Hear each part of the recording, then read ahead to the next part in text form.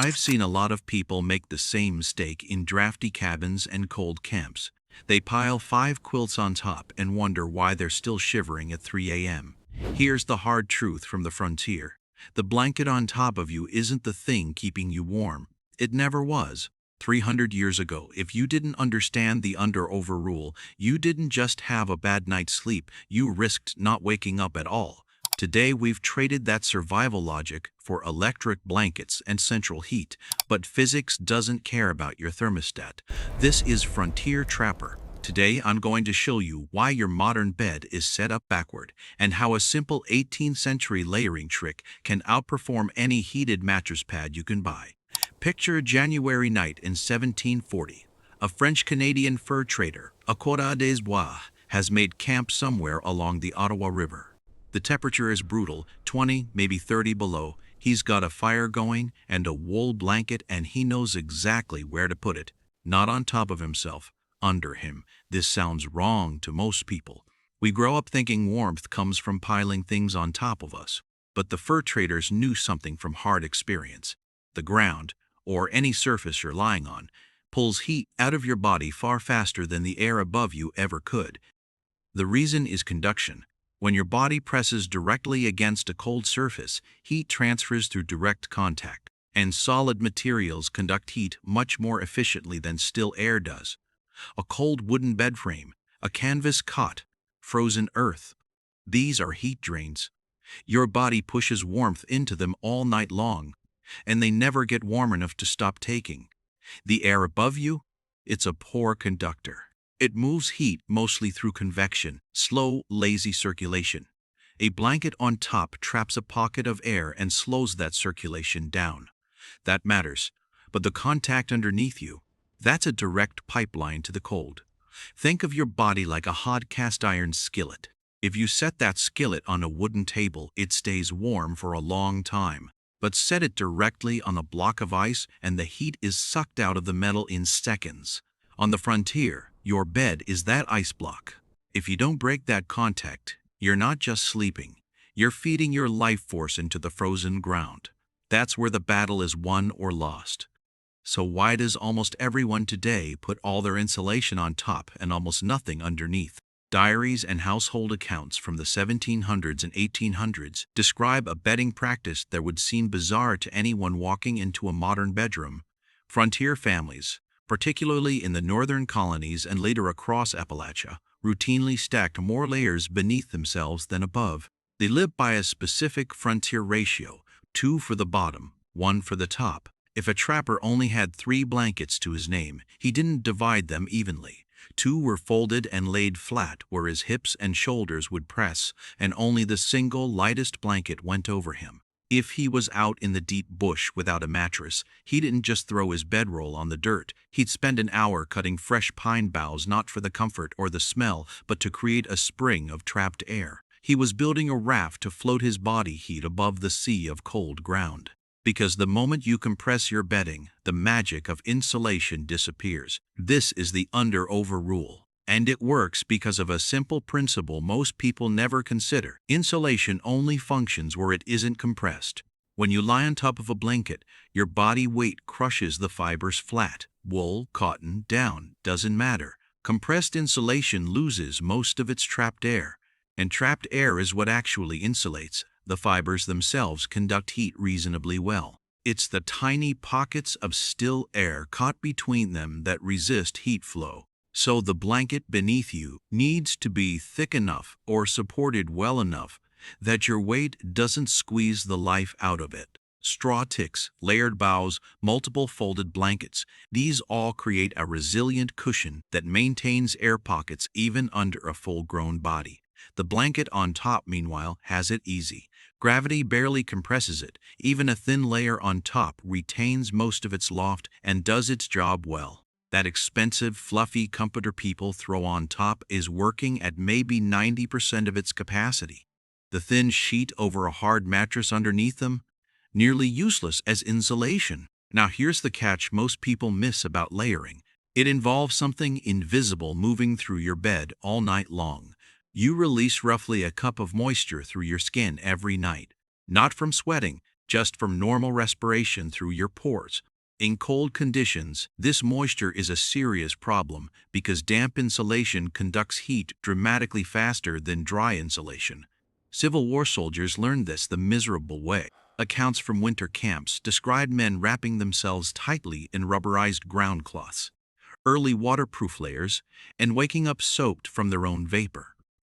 The waterproof layer trapped everything. The blankets underneath became damp, and damp wool, while still better than damp cotton, loses a serious portion of its insulating ability. The old rule, and this shows up in cold weather guidance going back centuries, was to keep the layer closest to your body relatively breathable, tight woven linen or cotton against the skin, then progressively looser, more breathable layers as you move outward. The outermost layer could be denser, even somewhat wind-resistant, but it should never be sealed. Old-timers didn't care about vapor gradients. They cared about the sweat chill. They knew that if you seal yourself in like a modern mummy, you're just building a personal sauna that will turn into an icebox by 4 a.m. Your bed needs to breathe. That's why they used linen against the skin to wick moisture away and wool on top to trap heat even when it got humid. The goal isn't to trap every bit of air, it's to let the moisture escape while the warmth stays behind. This is exactly where electric blankets fail. They cook you until you're damp, and the moment the power cycle's off, that moisture turns into a cold, heavy weight that sucks the life right out of your bones. But there's another part of this old layering system that most people overlook entirely, and it might be the most important piece of all. An Appalachian homesteader in the 80s might own one good wool blanket, maybe two, but she'd also have old quilts, worn coverlets, even folded linen tablecloths. And on the coldest nights, every single one of them went to bed, not because more fabric equals more warmth, but because more layers means more air boundaries. Each time you add a separate layer, you create a new interface, a thin gap of trapped air between two surfaces. That gap, even if it's only a fraction of an inch, resists heat transfer. Think of it as building a shield of dead air. On the frontier, we didn't just stack blankets, we stacked barriers. A single heavy duvet is like one thick wall. Once the cold leaks through, it's in. But 5 thin layers? That's 5 separate battles the cold has to fight before it ever touches your skin. Each gap between those layers is a pocket of dead air that your body has already warmed up. It's like having 4 mini heaters protecting you instead of just one. So, a bed made with several lighter coverings, loosely stacked, will outperform a single heavy duvet of equal weight. The old practice of piling on everything available wasn't desperation. It was sound thermal engineering, passed down through generations of people who couldn't afford to get it wrong. And there's one more practice the old-timers swore by that modern sleepers have almost completely abandoned. Before anyone climbed into a frontier bed on a freezing night, the bed itself was warmed, not by body heat. That takes too long and costs too many calories. The bed was pre-loaded with stored heat. The most common method, heated stones or bricks wrapped in cloth, placed between the layers well before sleep. Some households used long-handled iron warming pans filled with embers, slid between the sheets and moved slowly to spread the heat evenly. The bed absorbed that warmth into its layers. By the time the sleeper got in, the fabric was already temperate, and the body didn't have to fight through that brutal initial shock of cold linen. The reason this matters isn't just about comfort, it's about calories. On the frontier, your body is your only engine, and heat is your fuel. If you climb into a frozen bed, your body has to spend an hour's worth of life force just to warm up the fabric. That's an hour of shivering, tensed muscles, and wasted energy that you can't afford to lose. By preloading the bed with a hot stone or a brick, you're not being soft, you're being smart. You're letting the fire do the work so your body can focus on deep, restorative survival sleep. Modern equivalents exist. A simple hot water bottle is the most obvious. But the real insight isn't the tool, it's the timing. The old practice was to warm the bed well before you needed it, so heat had time to distribute evenly through the layers instead of creating one hot spot surrounded by cold fabric. Here's the uncomfortable truth about most modern sleep setups. A typical bed today has a thin fitted sheet over a foam or spring mattress, then a flat sheet, then one thick comforter on top, almost no insulation below the sleeper. No thought given to vapor management. One single top layer instead of several. No pre-warming. It violates nearly every principle that kept people alive through centuries of winters without central heating. An electric blanket compensates for all of this with brute force energy input, and it works, as long as the power stays on. But it doesn't solve the conduction loss underneath you. It doesn't manage moisture. It creates dependency on a constant energy source, and the moment it fails, a power outage, a tripped breaker, a camping trip where the battery dies, you're left with a bedding system that was never designed to work passively. The 300-year-old method doesn't need electricity. It doesn't need special materials. It needs understanding. That's the under-over rule. It's not about buying expensive gear. It's about reclaiming the common sense our ancestors used to survive winters we can barely imagine. Tonight, I want to give you a challenge.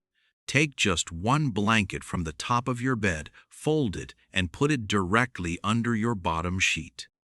Pay attention to how the bed feels 10 minutes after you climb in. You'll realize that for years, you've been fighting the wrong thief. We didn't lose this knowledge because it stopped working. We lost it because we got comfortable.